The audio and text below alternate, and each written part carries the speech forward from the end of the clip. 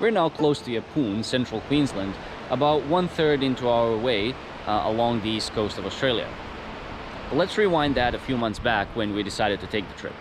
So with changes COVID brought to the workplace, we were now both working from home full-time, and we decided to take the opportunity and just do a longer trip along the east coast of Australia.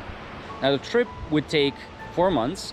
We would go all the way from Melbourne to Cairns along the coast, and the goal was just to go diving as much as possible and just get to know the coast and see interesting things along the way. Now, since this was a 4-month trip, it meant the dog would have to go with us, and we would just be driving from place to place.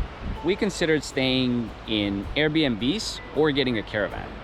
The main draw of the Airbnbs was that we could find places with a backyard and place to leave the dog in when we wanted to go out. The downside being that we would always be guests in somebody else's place, and it can be hard to find those places that take dogs. Internet is not always reliable, and so on. In the end, we decided to go with a caravan, partly for the adventure and partly just to have, you know, a place we could come back to as kind of like our home on the go, and also to just have the freedom to go and move as we wish. Now, since we would be working the whole time, we had a few constraints. Number one, internet. We decided that 4G would be the way to go for us this time.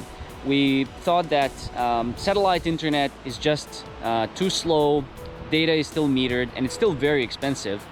Wi-Fi is just too unreliable if you go for, you know, caravan parks Wi-Fi or public places Wi-Fi. And 4G coverage should be good enough if we stuck to more populated areas. And so in reality, that was really the first constraint. No wild outback areas, no deserted, you know, camps where we could just go and, like, you know, be next to the beach if it wasn't close to a populated area. Number two, electricity. We considered outfitting the van with solar panels and everything else we needed for off-grid camping, but again decided that it just wasn't worth it this time. Because we would need to stick to populated areas for the internet anyway, and most of these nice off-grid camping sites would have sketchy cell coverage, and it just wasn't an option. Number three, towing capacity. When we bought our car, we weren't considering caravanning at all. And so towing capacity wasn't really something that was high on the list.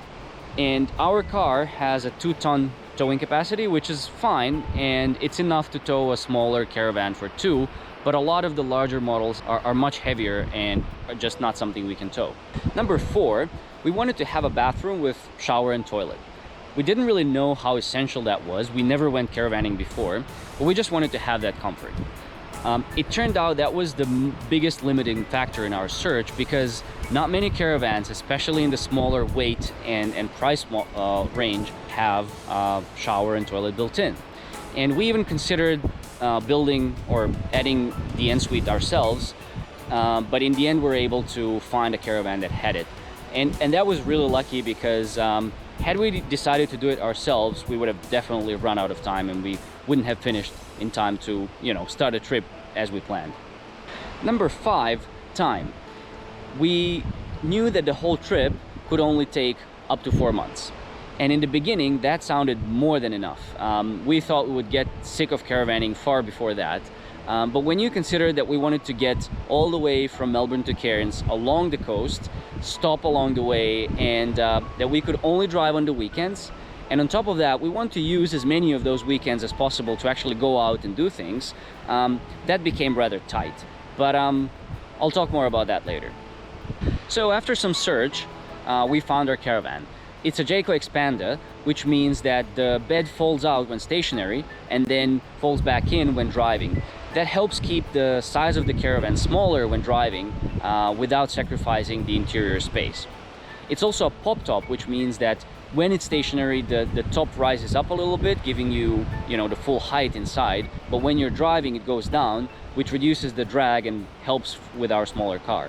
We bought the caravan about just 1 month before we set out on the trip. And with that little time available, we knew we needed a van that's just ready to go.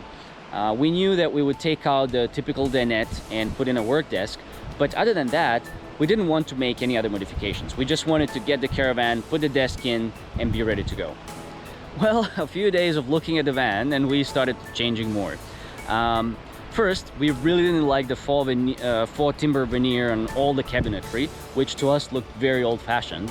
A friend of mine told me it's not old-fashioned, it's just how caravans are. It might be true, but we really didn't like it, so we just decided to paint the whole interior white. Then the hardware, which was kind of golden, didn't fit in with that, so we needed to paint that. And then while doing that, I really didn't like the plastic look of the kitchen bench top and wanted something timber inside. And so we decided to change the whole timber, the whole kitchen bench top. I would have used solid timber, but there was not enough space to put something thick in there without cutting all the cabinets and giving myself a lot more work. So I decided to go with sheet material with timber veneer instead. I added batteries in there which weren't in the van before. I had a couple of batteries, some more outlets, both 12 volt and 220 volt, and also permanently installed a modem which we would use for our internet. We added wallpaper on one of the walls, added peel and stick tiles on the kitchen wall, replaced the microwave with an oven because we don't use microwave, and I think that's mostly it. So that took the whole length of time we had. We were finishing things up on Friday late evening before setting off on the trip on Saturday morning. And actually Saturday morning we were just packing, and I think we left somewhere around like 3 p.m. So we were definitely rushing. But in the end we are really happy with how things turned out. We feel at home and feel really comfortable in the van. And of course, we would have done a few things differently if we, as you always do looking back, but overall, we are pretty happy with it. Next time, I'll be covering our full start and our first stop at Jervis Bay. See you next time.